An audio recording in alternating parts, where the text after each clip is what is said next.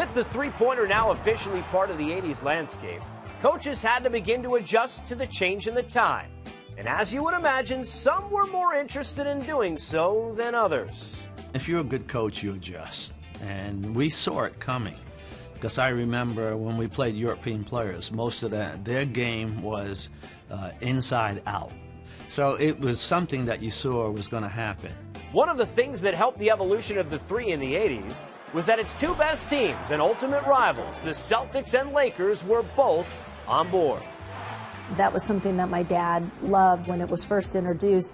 It meant that you could always try to make a comeback in a game. There was always an opportunity. So I was in Boston for 3 years. As time went along, Danny Ainge started shooting him a little more. Bird was shooting him more, and then the three-point contest happened, and he won those. It became more part of everyone's conscience. The Celtics were showing the rest of the league the expansion of the three and having a ton of success doing so. In the 83-84 season, Larry Bird and company made just 55 shots beyond the arc all year. Just 3 years later, in 86-87, they had nearly 4 times that total. As time went on, I moved on from Boston and played with New York, Rick Pitino's first 2 years in New York.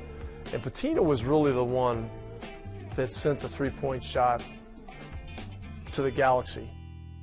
One of the adjustments that needed to be made around the league was the players who hadn't utilized the three in college now working on lengthening their range at the NBA level so they could be able to hit this shot successfully. Take maybe the greatest of all time, his airness, for example.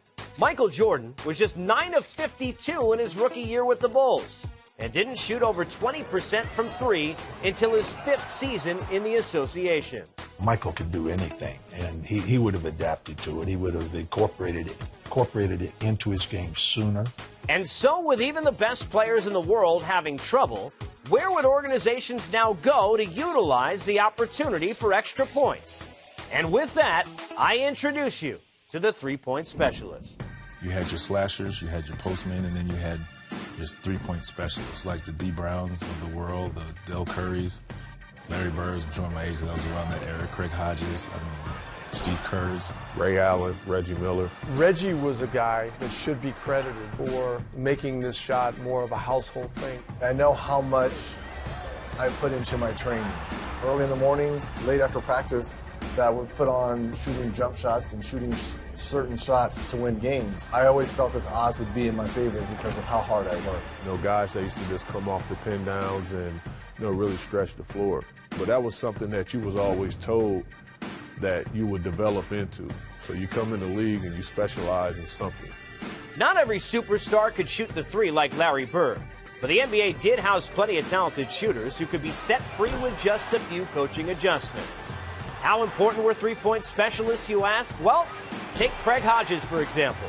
In the 85-86 season, Hodges made more threes than the rest of his entire Bucks team combined, while shooting them at a 45% clip.